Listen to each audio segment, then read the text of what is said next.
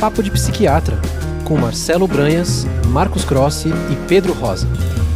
Tudo o que você sempre quis saber e nunca teve para quem perguntar.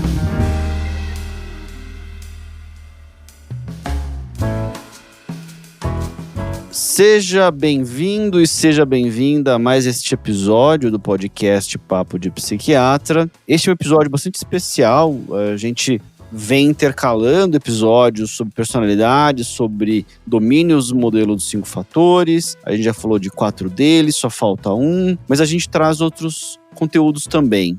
E hoje é um episódio muito importante. A gente já falou anteriormente sobre o que está acontecendo com as pessoas, será que elas estão mais individualistas? E hoje a gente quer focar um pouco em uma população que tem se mostrado muito mais doente do que antes. Nós estamos falando dos jovens. E aí é o que está acontecendo com os jovens. É sobre isso que eu, Pedro e o Marcelo e o Marcos falaremos neste episódio deste podcast. Este é um tema do momento, as pessoas têm falado cada vez mais. Por um tempo, talvez algumas das pessoas pensavam, será que talvez a gente esteja fazendo mais diagnóstico, né? Ou seja, porque hoje as pessoas entendem mais sobre diagnóstico psiquiátrico e sofrimento mental. Será que agora estamos identificando algo que sempre existiu? Porque antigamente, vamos dizer, há 50, 60 anos, os diagnósticos eles eram feitos somente raramente, né? A maior parte da população não tinha acesso a esse tipo de procedimento. Ou não, ou será que realmente a gente está vivendo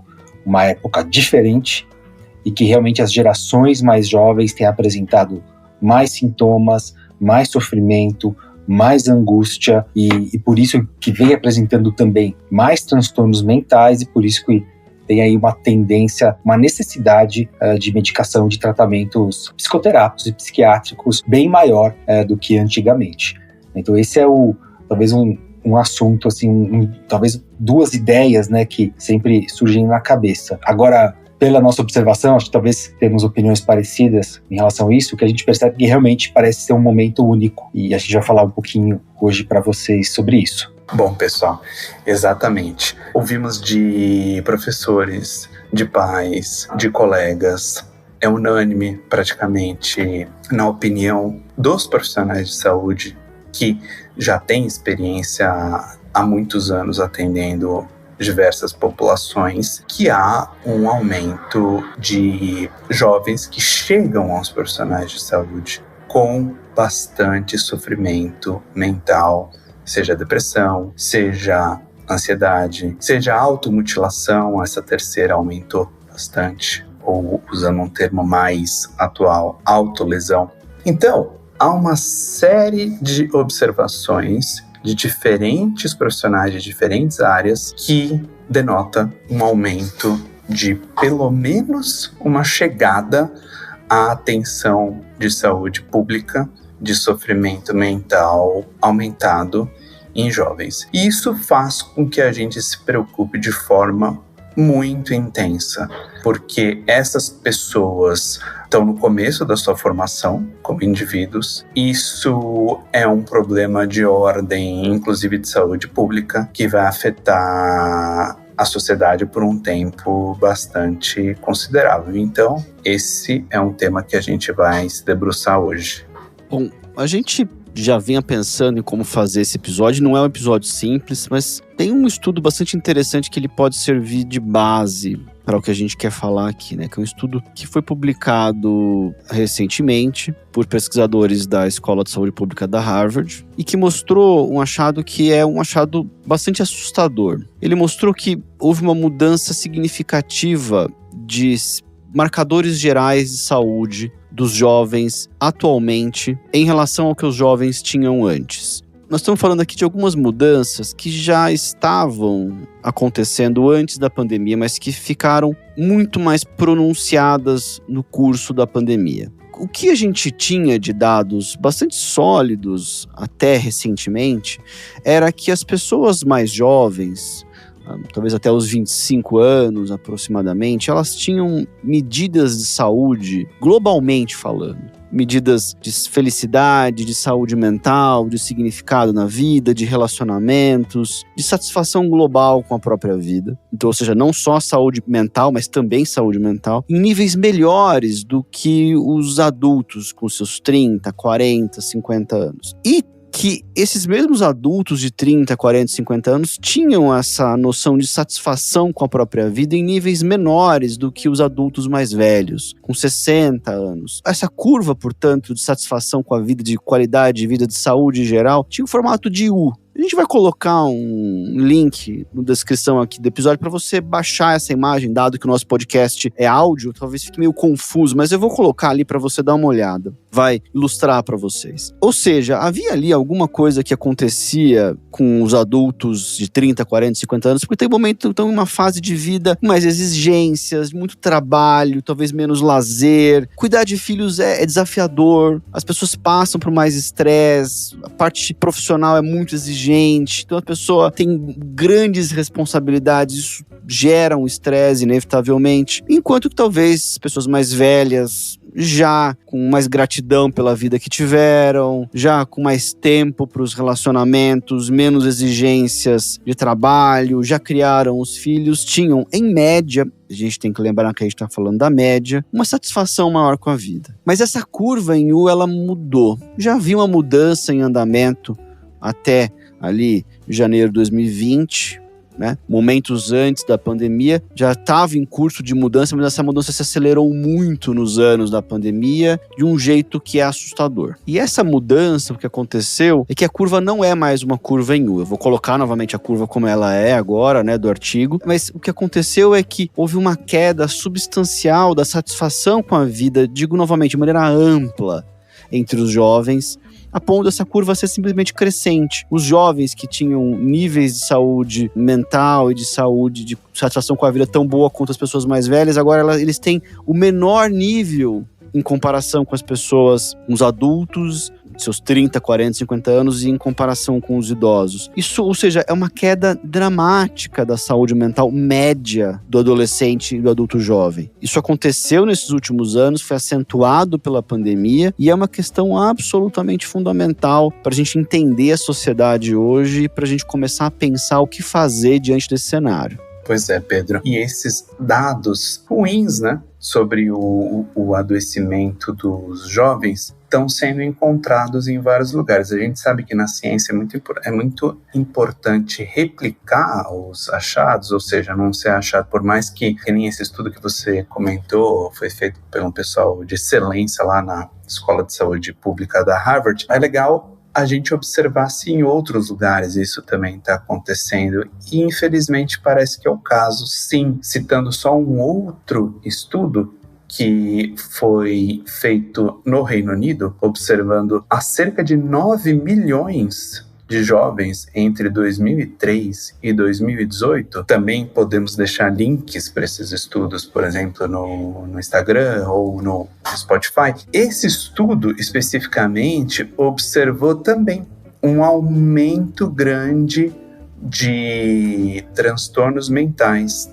em jovens. E o interessante foi que esse aumento dos transtornos mais comuns, como ansiedade, depressão e autolesão, foi encontrado de forma ainda mais proeminente em adolescentes do sexo feminino. Isso parece acontecer em vários estudos. E os autores, eles até levantam algumas hipóteses que poderiam até amenizar um pouco esse achado ruim. Por exemplo, teve uma mudança ao longo dos anos nos critérios diagnósticos para os transtornos mentais, teve uma redução, felizmente, de estigma sobre saúde mental, as pessoas estão procurando mais ajuda, ou seja, também teve um aumento da consciência das pessoas da importância de se tratar. No entanto, apesar disso, talvez amenizar alguns desses achados, não ameniza de maneira por completo. Então, realmente parece que houve um aumento da população jovem sob estresse. Para citar apenas mais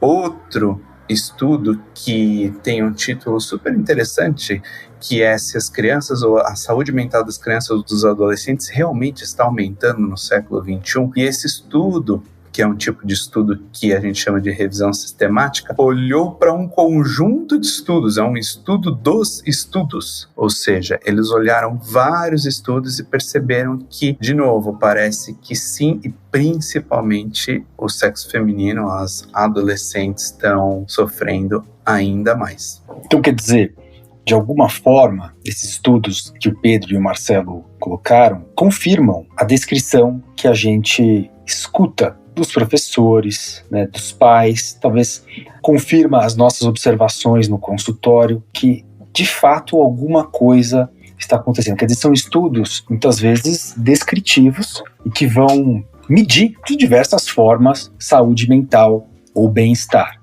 E é claro que a partir disso, né, dessas constatações, existem outras também. Por exemplo, né, falando até talvez de um sintoma até mais importante, por exemplo, autolesão sem intenção suicida, que se refere a esses comportamentos autolesivos na pele, sem intenção de acabar com a própria vida. Parece que, de alguma forma, esse tipo de comportamento foi também aumentando. Claro que muitas vezes pode ser este viés de hoje as pessoas sabem mais, antes era mais escondido, mas aparentemente isso também tem aumentado. Então, alguma coisa diferente está acontecendo e a gente, claro, começa a especular, pensar e raciocinar quais são as causas disso, né? O porquê que os jovens estão apresentando mais sintomas, por que os jovens estão mais deprimidos, por que os jovens estão mais ansiosos. E a gente pode citar diversas formas de raciocinar. Eu acredito que muitas pessoas, elas pensam hoje em rede social. Existem vários fatores que as pessoas vão pensar,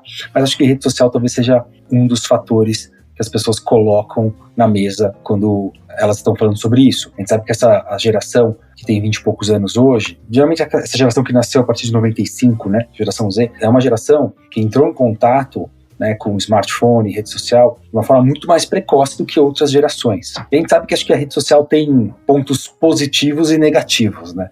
Certamente a rede social, ela pode adquirir uma fonte de suporte para quem sofre mentalmente. A pessoa, ela pode se comunicar com os outros, se conectar socialmente, ela pode ter acesso a informações importantes, assim, sobre saúde mental, sobre bem-estar, mas ao mesmo tempo a gente sabe que também as pessoas, elas podem, por exemplo, viver a rede social sem ter outros repertórios, né, sem viver a própria vida. Elas podem, por exemplo, a gente sabe que muitas vezes esses algoritmos, eles são construídos de forma a prender as pessoas, então muitas vezes as pessoas, elas ficam engajadas naquilo como uma espécie de vício. Muitas vezes as pessoas, elas podem também entrar em contato com conteúdos que talvez não façam muito bem. Por exemplo, eu acho que um dos conteúdos que pode realmente causar problemas é o conteúdo relacionado à autoimagem, né? Por exemplo, nas redes sociais a gente tem exemplos de beleza, muitas vezes são exemplos muito específicos e que viram um ideal. Principalmente as meninas acabam sofrendo, mas os meninos também sofrem. Talvez as meninas, elas vão ter o ideal maior de magreza, os meninos o ideal, assim, de ser mais musculoso. Mas enfim, isso também pode ser um fator, assim, um conteúdo que pode gerar problemas. Inclusive tem um estudo interessante também no Reino Unido, que é um estudo também que não vai ver causalidade, mas também que descreveu, assim, insatisfação com a vida. Na verdade, um estudo grande de mais de 70 mil pessoas, e que percebeu que quanto maior o uso, né, de rede social, realmente a satisfação de vida diminui. É difícil saber se a pessoa já tinha uma satisfação menor, já tinha algum problema e usa mais a rede social por isso, ou se a rede social realmente pode estar causando isso. Mais uma vez, esses estudos descritivos, a gente não consegue ver uma causa, né? A gente está só apenas descrevendo. E interessante que nesse estudo se observou que tem um período mais sensível para, vamos dizer, para essa diminuição de satisfação com a vida. Então, em meninas, geralmente acaba sendo entre os 11 e os 12 anos. Acaba sendo bastante precoce esse período, assim, de diminuição da satisfação com a vida associado ao maior uso de rede social, dos meninos entre os 14 e os 15 anos. Talvez aí esse seja um dos fatores, mas sim, existem vários outros que a gente pode falar aqui hoje. A minha impressão, em grande parte, é que os jovens ao conversar com eles, ao ver a percepção daqueles que sofrem muito, é de uma sensação de que eles não têm como agir sobre o mundo, de que eles não têm agência sobre o mundo, de que o mundo para eles é muito ameaçador, é uma coisa sobre a qual eles não conseguem navegar. Em contraste com até uma explicação anterior de por que a saúde mental dos jovens era melhor do que dos adultos, né? Numa sensação talvez de que eles tinham toda a liberdade para agir no mundo, de que toda a vida deles estava pela frente, que eles podiam se tornar a pessoa que eles queriam se tornar. E a impressão que dá é que atualmente os jovens não têm mais essa mesma perspectiva. Isso pode se dever a alguns fatores financeiros, econômicos, de crises, etc. Os jovens talvez não sentirem que têm a mesma perspectiva de emprego que havia anteriormente. Por outro lado, a gente também vê as pessoas recorrendo a maneiras de gerenciar estresse que não são eficazes. São maneiras que as pessoas podem até pensar que pode gerenciar estresse, mas que não vão funcionar, né? Então, um exemplo disso é recorrer a drogas, substâncias. Cada vez surgem novas drogas e a gente sabe que os jovens estão usando mais drogas. Existem números muito claros de crescimento, por exemplo, do uso de maconha. Teremos um episódio na semana que vem sobre isso, fiquem ligados. Isso não vai colaborar para a resiliência das pessoas, para a resistência ao estresse, para a capacidade de enfrentamento de estresse. Por outro lado, a gente vê os jovens muitas vezes ligados muito aos amigos, isso faz parte da adolescência, mas a gente também vê, parece uma adolescência com mais conflito entre eles, em contraste com o que via antes, com brigas de proporção que a gente supõe, ou pelo menos eu acredito que não havia antes, ou na minha própria adolescência, em contraste com dificuldades de construir métodos eficazes para a resiliência, né? Os pais muitas vezes se veem desesperados sem saber como ajudar os jovens, e a gente percebe, e aí voltando, recomendando de novo o episódio que a gente falou sobre apego, né? E de como que para nós, seres humanos, soluções de afastamento, de abandono, de estresse, muitas vezes as soluções são soluções de apego interpessoal. E a gente vê muito conflito nas famílias, de maneira que pode ser que uma solução para um conflito de alguém não se obtenha em uma família que tem tanto conflito, tanta briga por si só. Aquele talvez não vá ser o ambiente, né, para isso. Da mesma maneira como se abandonou uma convivência em comunidades maiores. E os estudos são muito contundentes, por exemplo, mostrando que a participação em religião tem a ver com saúde mental. Os estudos mostram isso há décadas. E a gente vê que as pessoas estão com menos participação em comunidades religiosas. Então, isso aqui a gente está elucubrando aqui, fazendo hipóteses para explicar do porquê que a gente vê. Claro que a gente focou esse episódio nos jovens, mas a gente também vê uma deterioração de saúde mental em adultos e em idosos. Isso está acontecendo globalmente, é importante dizer. Mas essa piora, ela é mais acentuada nos jovens. Então talvez haja uma percepção global das pessoas de que a vida hoje é muito mais difícil de manejar, de gerenciar. E talvez aqueles que têm menos habilidades, porque são jovens, porque não tiveram oportunidade de adquirir essas habilidades, vão sofrer mais. Exato, Pedro. E a solução para essa questão ainda é complexa. A gente pode endereçar aqui alguns pontos que são passivos já do que tem que ser feito, mas vale a pena falar mais um pouco de como isso é complexo. Tem muitas pessoas estudando os porquês disso acontece. Que nem o Marcos falou, a maioria dos estudos, eles são descritivos, né? Então, assim, é difícil a gente delimitar o que seria a causa. Sempre em ciência, estudar a causa de algo é muito mais complexo do que avaliar o quanto que está aumentando ou diminuindo algo. No nosso caso, aumentando os problemas de saúde mental em jovens. Agora, sobre as causas, há muitas hipóteses. Tem, inclusive, algumas hipóteses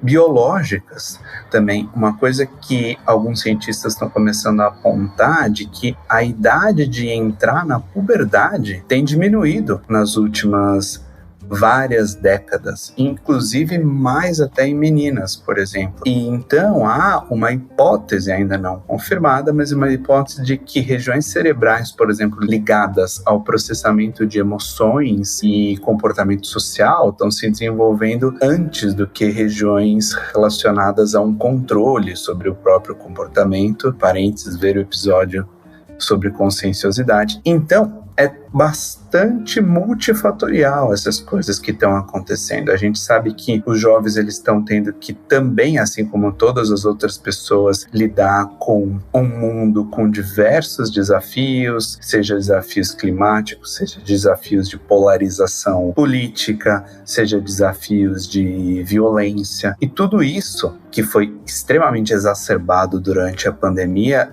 pega mais os jovens que estão ainda nessa fase de desenvolvimento. E como já também estudado há muito tempo, a sensação de isolamento, né? Como a sensação de isolamento, a vivência, seja um isolamento objetivo ou não, a sensação de isolamento e desconexão social é um dos maiores fatores de riscos para suicídio. A gente sabe isso desde um dos pais da sociologia, o Emil Durkheim, quanto com pesquisas mais modernas. Então, todos esses fatores corroboram para um aumento de sofrimento mental em jovens. E quando a gente fica pensando em causas, como o Pedro falou, os jovens aparentemente vivem num mundo mais conflituoso entre eles, né? Então tem um fator interpessoal de maiores conflitos e que talvez realmente seja reflexo, talvez até desse ambiente mais polarizado que tem surgido nos últimos anos. Ao mesmo tempo que as pessoas falam mais sobre política, sobre ideias políticas, etc., a gente está percebendo, isso a gente percebe no consultório, que as pessoas têm geralmente essa posição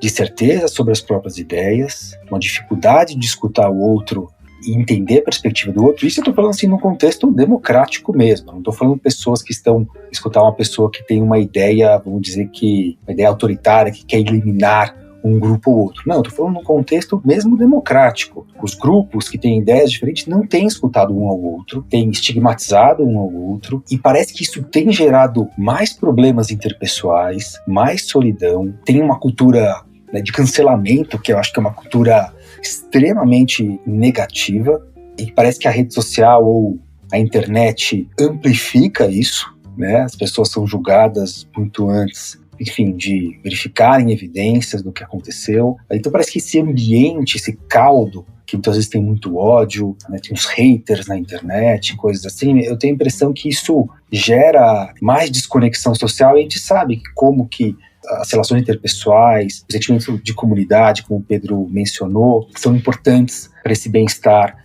para a construção de felicidade, assim, nesse senso geral. Então, eu creio que esse fator interpessoal está muito presente. Existem alguns outros fatores emocionais. A gente conversa e eu também concordo com vocês que isso não é exclusivo dos jovens, a gente vê os adultos também sofrendo muito com isso. Dificuldades de regulação da própria emoção, né? A gente falou em episódios anteriores, principalmente episódios sobre o transtorno borderline, e aqui eu não estou falando sobre o transtorno borderline, mas eu estou falando sobre um aspecto do transtorno borderline, que é como a gente regula a nossa emoção. A gente percebe que sim, aparentemente as pessoas hoje estão com talvez uma sensibilidade mais à flor da pele e muitas vezes acabam tendo quadros de maior desregulação de raiva, de diversas emoções, de tristeza, de medo, de ansiedade. Além dessa parte interpessoal, a gente também observa no mundo de hoje talvez um fator emocional, de alguma forma, existe uma desregulação maior emocional entre várias gerações, né? Aparentemente parece que nós estamos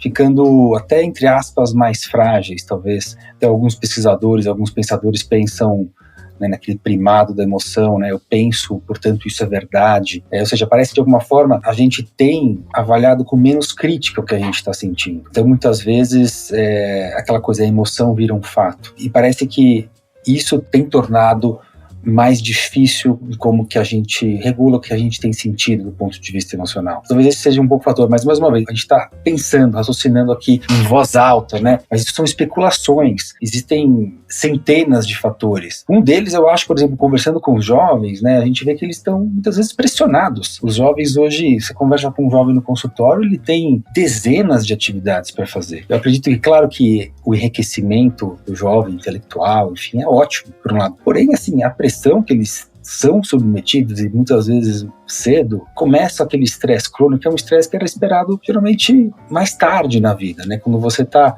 construindo a sua família, que você precisa trabalhar, que você precisa criar um filho, quer dizer que era uma época que geralmente baixava o nível de bem-estar, né, pelos estudos. Parece que os jovens estão vivendo isso muito cedo. Então, de alguma forma, eu acredito que talvez o estresse crônico, uma das causas de estresse crônico seja essa pressão, talvez, mas existem vários outros, talvez contribua também para essa diminuição de bem-estar. Parece que de alguma maneira alguns aspectos da vida adulta vieram para o jovem antes, né? Interessante essa questão que o Marcelo trouxe da puberdade mais precoce, sobretudo entre meninas, porque isso é uma sinalização de estresse, né? O organismo, ele transformar uma criança em um adulto, que é o mecanismo da puberdade, é precisamente, este ser vulnerável está sob estresse, façamos ele se tornar um adulto, que é um ser que se defende melhor.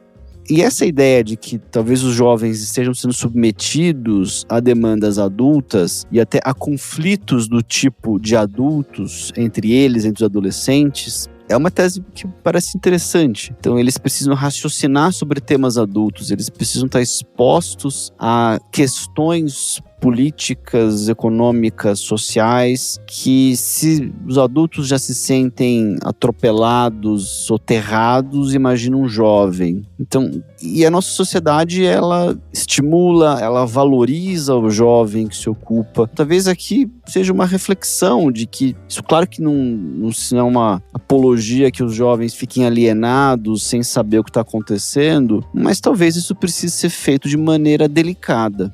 Né? E talvez não esteja sendo feito de maneira delicada. Né? E isso vai trazer para eles um grau de incontrolabilidade. A gente falou isso em episódios anteriores. O estresse incontrolável é um estresse que tem uma chance muito maior de ser tóxico, em contraste com o estresse positivo, de um estresse, digamos assim, necessário para o desenvolvimento de uma resiliência, né? O jovem, ele vai precisar ser exposto a dificuldades para que ele aprenda habilidades que vão ser úteis ao longo do seu desenvolvimento. Acho que só para quem só ouviu o episódio de apego, o episódio de amabilidade, o episódio de neuroticismo, né? O episódio também, o último, de conscienciosidade, de autocontrole, para entender isso que eu estou querendo dizer, né? Outro aspecto aqui, essa polarização política, vai ser difícil a gente se sentir seguro em um ambiente onde 50% das pessoas são horríveis. Quer dizer, aquele que olha para o outro lado e olha, 50% das pessoas que não concordam comigo, supondo que o mundo seja dividido em dois, né? Que é o que uma polarização indica pra gente, grosso modo, claro que não é literalmente assim, né? Mas se a outra metade não presta, a outra metade são seres humanos com menor valor, esse é um ambiente intrinsecamente estressante para mim, que me considero do lado correto da coisa, né? Então, eu tô aqui narrando o ponto de vista de alguém que inadvertidamente vai sofrer muito, ainda que sinta que está do lado certo da história. Então, de certa forma, e aí o Marcos colocou alguns conceitos de mentalização, então convido todos a retornarem para esse episódio já um pouco antigo, mas muito importante, sobre essa ideia da gente ter uma relação mais saudável com a nossa própria produção mental e com a produção mental dos outros, né? Da gente ter cuidado com essas certezas patológicas que às vezes são fonte de grande sofrimento e de deterioração da nossa saúde, né? Exato, Pedro. E é muito difícil essa balança e como a gente resolve esse paradoxo do mundo moderno, que por um lado, né, os jovens de maneira precoce estão sendo estressados com dilemas que muitas vezes são mais adequados para adultos, como esses dilemas políticos,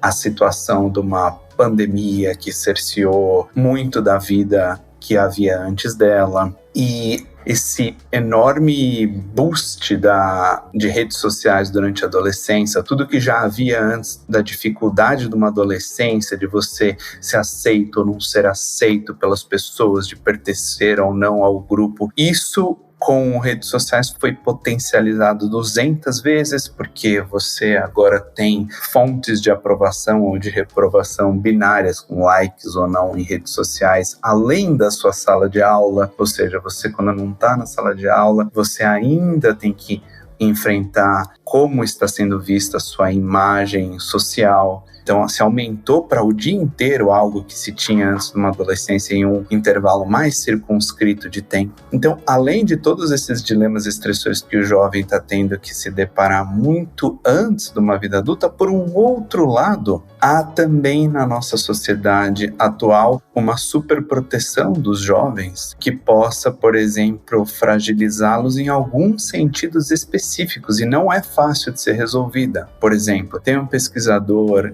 e psicólogo chamado Jonathan Haidt, da Universidade de Nova York, que ele postula que e de novo, isso é uma hipótese, né, que por preocupações, por exemplo, de segurança do mundo moderno, nos Estados Unidos, durante a década de 90, muitas crianças começaram a ser sequestradas. Aqui no Brasil, a gente tem a questão da violência pública e as crianças têm que ficar mais em casa. Então, infelizmente, por questões, por exemplo, de segurança, as crianças podem ser menos crianças, no sentido de sair na rua, brincar, experimentar, explorar, porque a gente sabe que até inclusive nos animais, nos outros animais, né, dos mamíferos, toda essa questão de exploração é quando você desenvolve as suas habilidades. Então, infelizmente, as crianças elas acabaram sendo privadas e super protegidas nesse sentido. No entanto, não há uma solução fácil para